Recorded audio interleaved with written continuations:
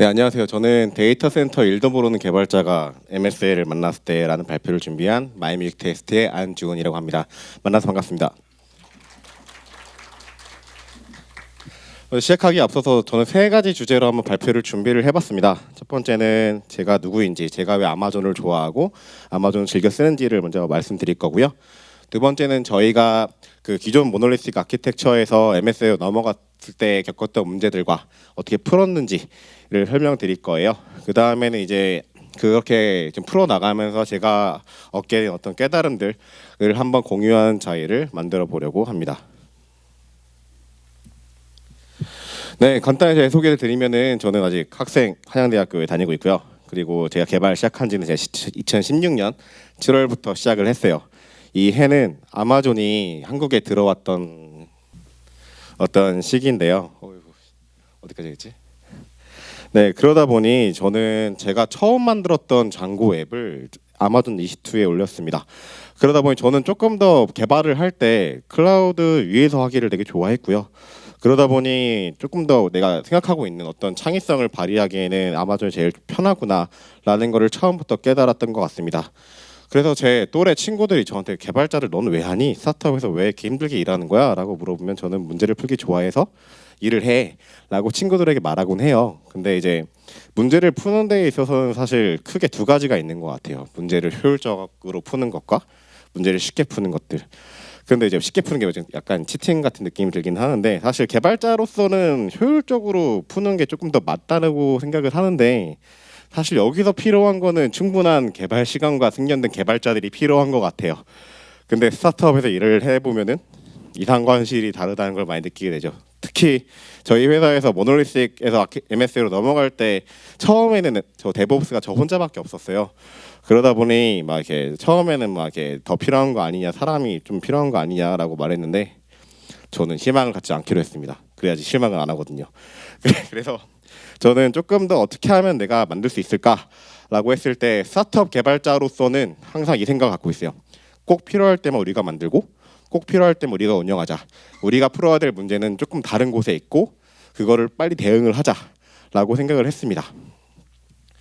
이 철학을 기반으로 한 그 두 가지를 말씀드리려고 해요. MSA 관련된 측면들을 말씀을 드리려고 하고요.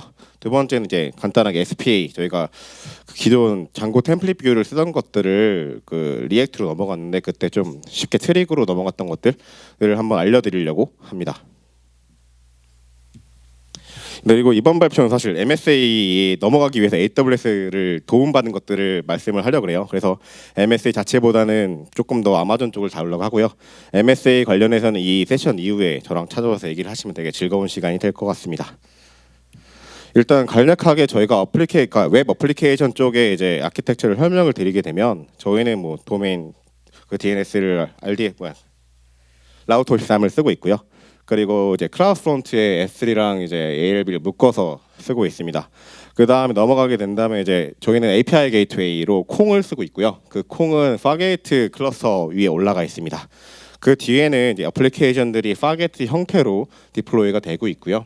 그 엘라스틱 캐시를 쓰고 있고 그리고 각 서비스마다 맞게 엘라스틱 서치나 다이나모DB 글로벌 테이블을 쓰고 있습니다. 그리고 RDS도 조금씩 섞어서 쓰고 있고요.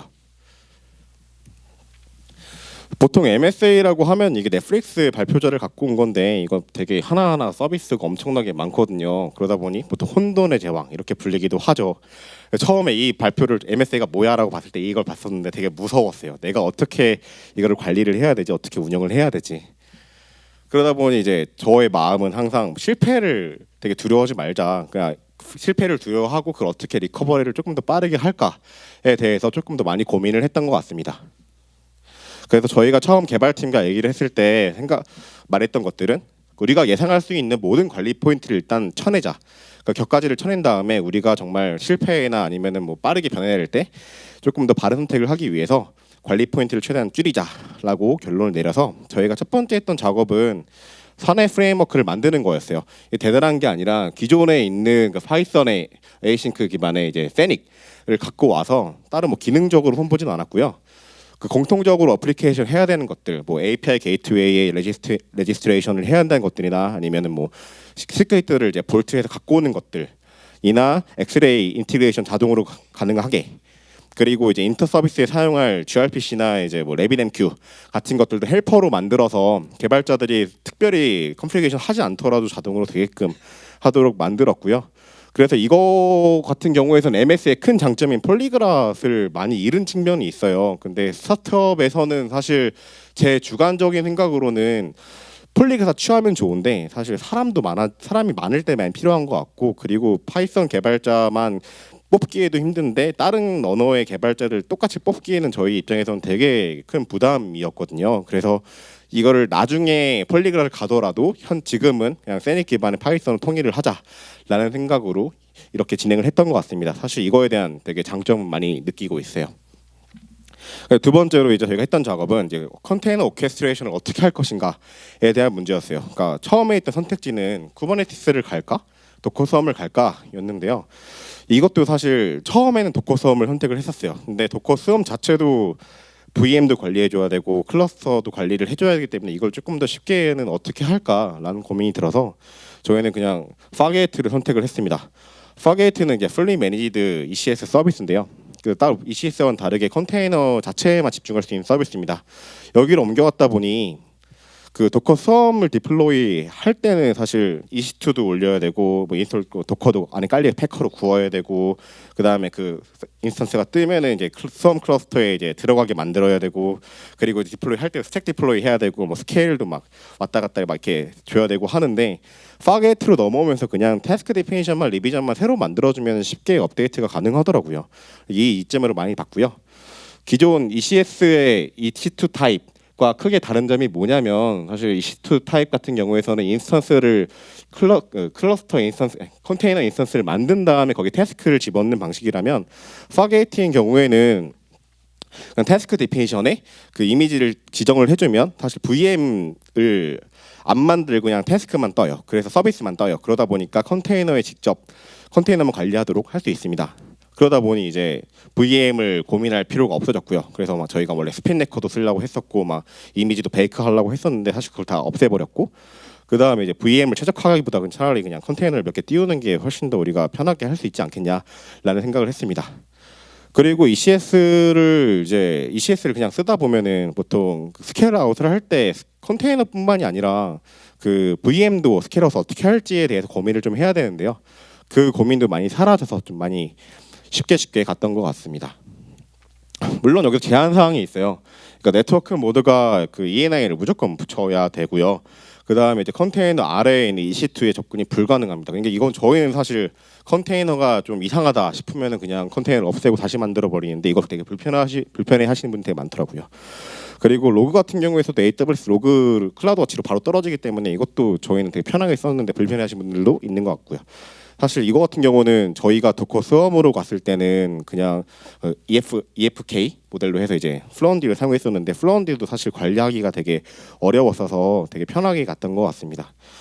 다음은 이제 비용 측면인데요. 파게이트가 좀 비싸다고 생각이 많이들 드실 거예요. 근데 그래서 한번 재봤어요. 재보니까 ECS 클러스터 342개 태스크가 있고 26개 M4 엑스라지 인스턴스가 있을 때 가격을 좀 계산해 보니까 한 이 정도 가격이 나와요. 기존 EC2 타입을 쓸 경우에는 한 3,800달러가 월에 나오는 반면에 파게이트 같은 경우는 조금 더 비싸죠. 5,000달러 정도 나와요. 그러니까 한 30% 정도의 비슷한 클러스터에서 비용이 나오는 건데, 사실 저희는 이거 자체를 크게는 안 봤어요. 사실 그 1,000달러 정도면은 우리가 조금 더 진짜 문제에 집중하는데 훨씬 더 괜찮은 조건이 아니냐라고 생각을 많이 했던 것 같습니다. 그리고 이제 뭐 서비스 메쉬나 이제 서비스 디스커버리를 많이 생각을 하실 텐데요. 서비스 메쉬 같은 경우에는 사실 인보이를 그 사이드카 형태를 붙일 수도 있고, 저희는 사실 그냥 서비스 디스커버리 정도만 필요할 것 같아서 있는데, ECS에도 이제 서비스 디스커버리가 있습니다. 라우터 53에서 지원이 되는데요. 그 파게이트 그 서비스를 만들 때 옆에 보시면은 이제 잘 안 보이시겠지만 나중에 PPT로 보시면은 서비스 디스커버리 옵션이 있어요. 거기서 이제 네임 스페이스 지정해주고 그다음에 서비스 이름 지정해주고 하게 된다면 같은 VPC에 있는 노드들은 바로 이제 이렇게 NS 룩업해서 찾아지게 돼요. 그러다 보니까 저희는 이 정도면은 서비스 디스커버리도 가능할 것 같다라는 생각이 들어서 되게 편하게 쓰고 있습니다. 다음은 로깅 관련인데 이것도 되게 좀 쉽게 갔던 것 같아요. 그러니까 어차피 파게트가 AWS 로그로 이제 클라우드워치에 떨어지니까 그 스트리무를 람다로 잡아서 엘라스티시 바로 쏴주고 그걸 이제 인덱스를 만들어서 키바나로 이제 보는 방식으로 하고 있습니다. 이러다 보니까 사실 플런디의 부분이 사라졌었고 되게 편하게 썼던 것 같아요. 다음으로 CI/CD인데요. 저희는 기본적으로 이제 MSA를 넘어갔을 때 테라폼을 적극 도입을 했어요. 그러다 보니 이제 모든 인프라가 대부분의 인프라가 이제 테라폼으로 관리가 되고 있고요. 그러다 보니 이제 배포를 할 때도 그냥 젠킨스에서 이미지를 그냥 새로 구운 다음에 그 다음에 이제 뭐 ECR에 올 푸시를 하고 그 테라폼에다가 그 정보를 넘겨주고 간단히 테라폼으로 어플라이하면서 블루그린으로 배포가 되게끔 하게 만들고 있습니다. 이 부분도 저희는 스핀네커를 고려했던 입장에서는 되게 쉽다, 누가 와도 할 수 있을 것 같다라는 생각이 들었었고요. 되게 만족하면서 쓰고 있습니다. 이제 다음은 이제 시크릿 매니지먼트인데요. 저희는 이제 개발자가 시크릿 값을 왜 알아야 되지? 좀 이렇게 모르고 사용을 하게끔 만들 수 있을까에 대한 고민으로 이제 볼트를 사용을 했어요. 같은 이제 테라폼 만드는 해시코프에서 이제 만들었는데요. 안전하게 시크릿들을 저장할 수 있는 오픈 소스이고 그 개발 환경과 이런 환경들을 이제 별도로 분리를 가능하고 어센티케이션 같은 경우에서도 이제 앱롤이나 IM롤을 통해서 로그인할 수 있기 때문에 되게 편하게 사용을 하고 있습니다. 볼트 아키텍처의 경우에는 되게 이렇게 그냥 심플하게 되어 있고요. 클라이언트들에서 받아와서 서버들이 있고 거기에 S3 저장이 되고 컨솔로 이제 HA 모드를 지원을 하고 있습니다. 근데 우리 자유로우신 해시코프께서는 이미 테라폼으로 다 이 볼트에 대한 아키텍처를 미리 짜놓으셨어요. 그래서 테라폼을 이제 조금 하실 줄 아신다면 저기 레포에 들어가셔서 그냥 몇 가지 바꿔서 베리어블 몇 개 바꾸고 이제 필요하신 부분들 바꿔서 쓰게 되면은 바로 올리실 수 있거든요. 그래서 한번 고려를 해보셔도 되게 좋을 것 같습니다. 저희는 그래서 인세닉을 만들 때 그 볼트 그 앱이 뜰 때 앱에서 이제 세팅스에다가 그냥 이렇게 선언만 해놓으면은 알아서 볼트에서 가져올 수 있도록 하게 만들었고요. 그러다 보니 개발자분들이 이제 개발 환경이나 베타 환경이나 그 프로덕션 환경의 모든 키를 밸류 값들 모르더라도 되게 편하게 개발하실 수 있도록 도움을 드리고 있습니다. 아이고. 그 다음에 이제 마지막으로 이제 엑스레이인데요. 엑스레이는 이제 어플리케이션 처리하는 요청에 대한 데이터를 수집하는 서비스예요. 간단한 SKK를 까시면 되고요. 이렇게 되면 이제 여기서 보면 저희가 쓰고 있는 마이크로 서비스 일부분을 한번 가져와 봤어요. 뭐 예를 들어서 뭐 클라이언트가 트럼프 서비스에 쏘고 트럼프 서비스가 뭐 딴 데 갔다가 다시 들어왔는데 저게 이제 파란색은 200대 에러, 200대 요청, 그리고 뭐 주황색은 워닝, 뭐 빨간색은 에러거든요. 그래서 이런 식으로 얼만큼의 리퀘스트가 처리되고 있나를 손쉽게 볼 수 있고요. 그 단일 세그먼트에 대한 정보도 볼 수 있어요. 그래서 뭐 어드민에서 뭐 트럼프를 쏜 리퀘스트를 요청을 했는데 그게 얼마나 걸렸고 무슨 에러가 떴고 뭐 이게 어떻게 됐고 500에러가 어디서 났고를 추적을 할 수 있고요. 그 서버 세그먼트에 대해서도 아래와 같이 되게 편하게 정보가 나열되어 있기 때문에 개발자분들이 디버깅 하실 때 조금 더 쉽게 하실 수 있도록 만들어 놨습니다. 엑스레이 같은 경우에서는 그래서 저희는 컨테이너 그 태스크 디피니션 상에서 사이드카 패턴으로 같이 뜨게끔 만들었고요. 그러다 보니 이제 개발 그 컨테이너 상에서 뭐 이렇게 엑스레이 사이드카에 보내게 되면 그 사이드카가 이제 바로 이제 엑스레이를 보내고 저희는 개발자분들은 이제 콘솔로 보실 수 있게 되었습니다. 다음은 이제 SPA를 해보고, 그러니까 MSA 쪽 어플리케이션 쪽 말고 SPA 쪽도 한번 얘기를 해보려고 하는데요.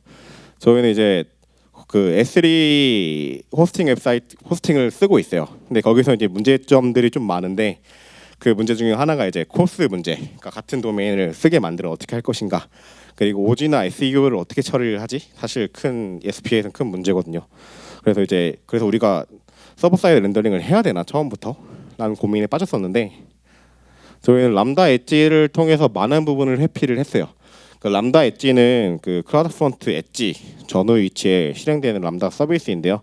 그러니까 뭐 람다처럼 길게는 못하는데 5초, 10초 내로 이제 끊을 수가 있어요. 그래서 함수가 실행되는 지점은 보시는 것 같이 뷰어 리퀘스트, 그러니까 클라우드프론트를 가기 전, 그리고 오리진 리퀘스트, 오리진을 가기 전, 뭐 그 후도 다 지원이 되고요. 내 부분에서 알아서 맞춰서 이제 람다를 다실 수 있습니다.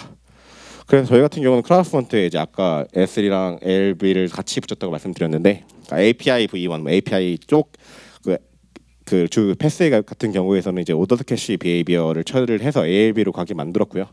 그 남은 디폴트 캐시 비헤이비어는 S3로 떨어져서 SPL을 충분히 서빙할 수 있게끔 만들었습니다.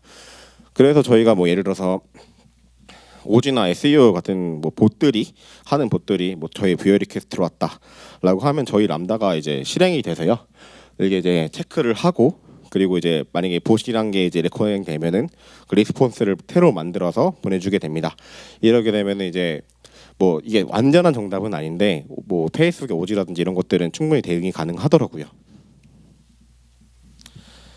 이제 두 번째로 이제 그 S3로 가는 것의 문제인데요. 그러니까 오리진 리퀘스트에 대한 문제인데요. 그러니까 SPL을 사용하게 되면은 사실 SPL로 쏟아지는 요청 중에 두 가지 요청이 있잖아요. JS 파일을 부를 때랑 그리고 뭐 진짜 패스를 부를 때가 문제가 되는데, 그 S3로 가는 리퀘스트 같은 경우 저희가 패스를 까봐서 URL을 까봐서 만약에 파일명으로 된 이런 그 패스다라고 하면은 그 패스를 그대로 흘러주고요. 뭐 파일명이 아니다라고 하면은 모두 이제 인덱스 HTML로 떨어지게끔 해서 SPA 내에 라우터를 살 수 있게끔 만들어주고 있습니다. 그 코드가 되게 간단해요. 그러니까 리퀘스트를 받아서 여기 패스가 뭐 URI가 패스 이름이 아니면 인덱스 HTML을 뽑아라. 이 간단한 작업으로 많이 피할 수 있었고요. 그래서 되게 행복하게 쓰고 있습니다. 이제 결론이에요. 그러니까 사실 많은 분들이 이렇게 생각하실 것 같아요. 이게 최선이냐고. 근데 이제 저는 사실 데브옵스를 올해 초부터 좀 했었는데, 좀 개발자랑 데브옵스의 되게 생각 차이가 좀 큰 것 같아요. 개발자는 항상 이렇게 조금 더 멋진 걸 만들고 싶어하고 멋진 뭐 되게 효율적인 걸 만들고 싶어하는데, 좀 이게 운영하는 사람의 입장에서는 관리 포인트를 줄이는 게 조금 더 맞지 않은가. 그리고 데브옵스도 소수의 데브옵스가 있는 팀과 다수의 데브옵스가 있는 팀에서는 아키텍처가 달라져야 되는 게 아닌가? 라는 생각이 들더라고요. 왜냐하면은 대부분의 스타터의 문제는 사실 개발을 잘하는 게 아니거든요. 조금 더 그 어플리케이션이 그 비즈니스 로직에 대해서 기민하게 대처를 해야 되고, 그리고 꼭 그것뿐만 아니라 인적 자원도 사람이 늘어나거나 충분히 줄어들 수 있는데 그거를 되게 잘 대처할 수 있느냐가 되게 문제가 되는 것 같아요. 그래서 저는 이 MSA 아키텍처를 막 이렇게 고안을 할 때, 그리고 막 고안하는 참여를 할 때 항상 이게 더 쉬운 건가? 이게 조금 더 어렵진 않은가? 좀 더 쉽게 갈 수도 있지 않을까?에 대한 고민을 많이 했던 것 같습니다. 그래서 저는 이 생각을 했어요. 그러니까 스타트업 초기 저희 같은 개발자가 많이 없는 스타트업들에서는 누구나 운영하거나 변경을 쉽게 할 수 있는 인프라 설계가 필요한 게 아닐까? 좀 더 나아가서 그 오토메이션, 뭐 워크 프로세스, 이 모든 것들이 조금 더 잘하기보다 쉽게 만드는 게 조금 더 중요한 게 아닐까라는 생각을 했던 한 해였습니다. 여기까지 제 발표였고요. 되게 들어주셔서 감사합니다. 그리고 저희도 채용하고 있어요. 되게 사람을 많이 뽑고 싶은데 어렵더라고요. 그래서 이거 세션 끝나고 저랑 이렇게 얘기를 많이 했었으면 좋겠습니다. 네, 감사합니다. 여기까지였습니다.